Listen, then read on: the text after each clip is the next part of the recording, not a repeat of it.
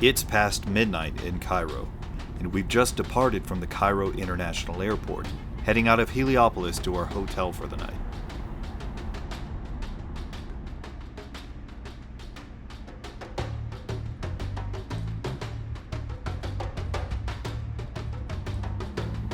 Our driver tells us it's about 50 minutes to the hotel, but it's complicated by the late-night traffic that persists in the heart of Cairo and Giza.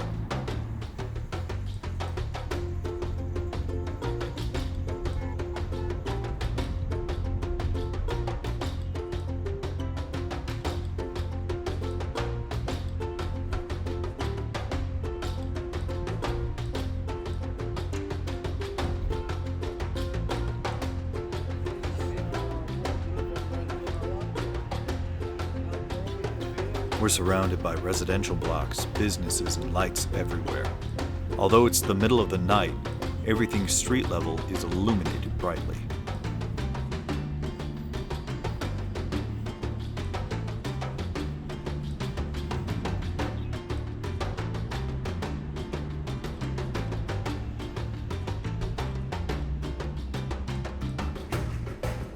Eventually, the modern city falls away for a moment, and we're greeted with the incredible sight of historical antiquity.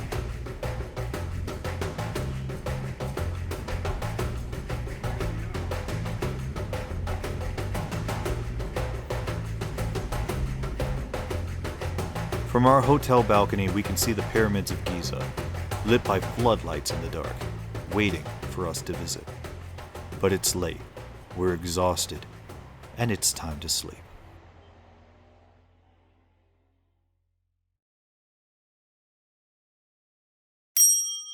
Giza at dawn.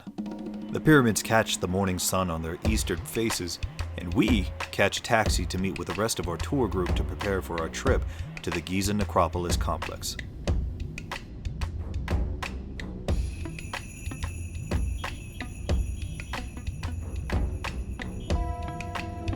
Giza in the daytime offers a dustier perspective of the city as we pass partially constructed brick, mortar, and stucco high-rise apartment blocks, and a variety of businesses flowing with locals.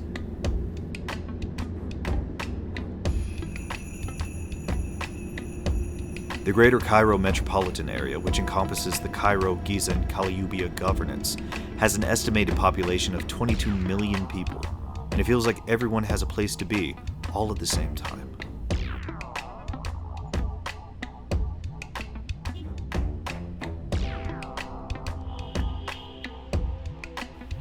Once we've been united with the group and our Egyptologist and guide Arafa, that's him right there, it's on to the necropolis.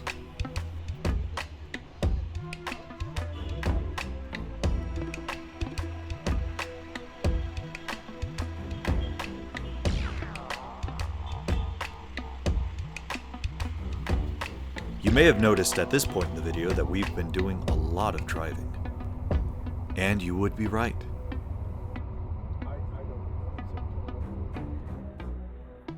The Giza Necropolis, the more formal name for the total complex of structures we're visiting today, consists primarily of the three largest pyramids and their associated temples, excavated cemeteries and tombs, and the Great Sphinx, all constructed during the 4th dynasty of the Old Kingdom of ancient Egypt.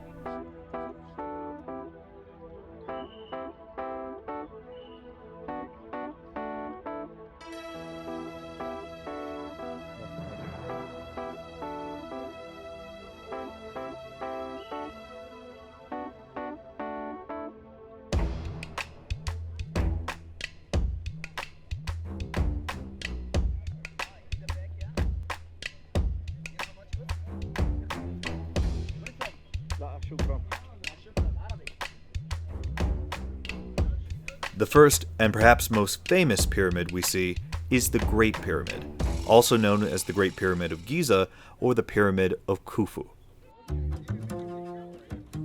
The pyramid was constructed with a combination of Giza limestone, white limestone from Tura, and interior chambers of pink granite from Aswan to the south. Throughout its history, the white limestone casing that once covered the blocky interior was removed or degraded by the elements, leaving behind the visible substructure of Giza limestone that we see today.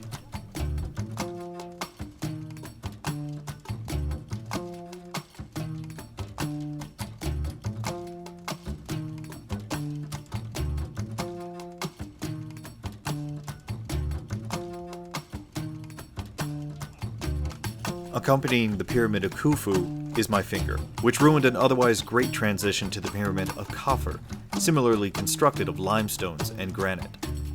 The top third of this pyramid's Turin limestone casing is still mostly present, contrasting its predecessor's lost stonework.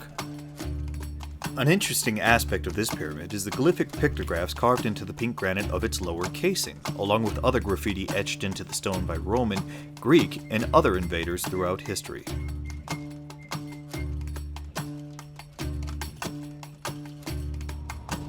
A short bus ride later, and the three pyramids are in full view, along with the subsidiary pyramids of the Queen on the far right, companions to the Pyramid of Menkaure,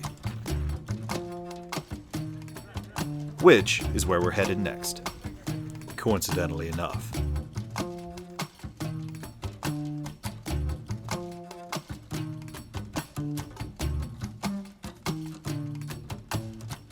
Blocks of red granite from Aswan are scattered around the Menkaure complex, and the pyramid itself retains a vertical notch in its north face from a failed effort to deconstruct the structure by the Egyptian Sultanate in the time of the Middle Ages.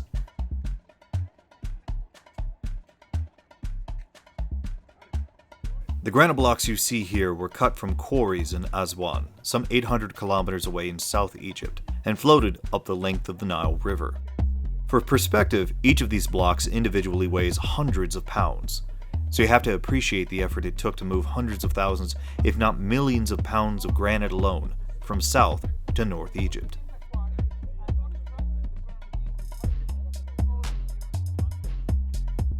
While all of the pyramids are connected to funerary temples like the remains of this one that we're standing in, only the funerary temple of Khafre directly links to our next destination. The Temple of the Great Sphinx. We go down to the Sphinx, so please make sure that we have the ticket with us. The area ticket, the one for 240.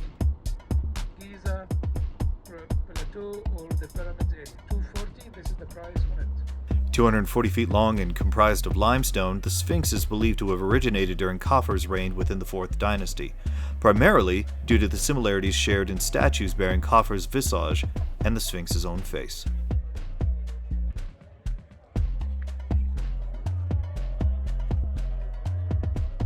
The Sphinx's upper body is carved from the limestone bedrock of the valley below the pyramids, which was a quarry for the large blocks used in the core construction of the various Giza necropolis structures, though the lower body has been partially restored with limestone bricks.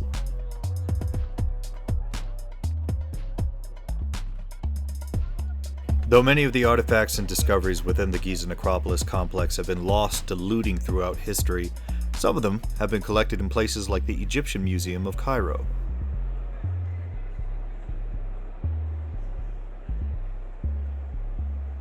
More still await excavation to join the remainders of uncovered history.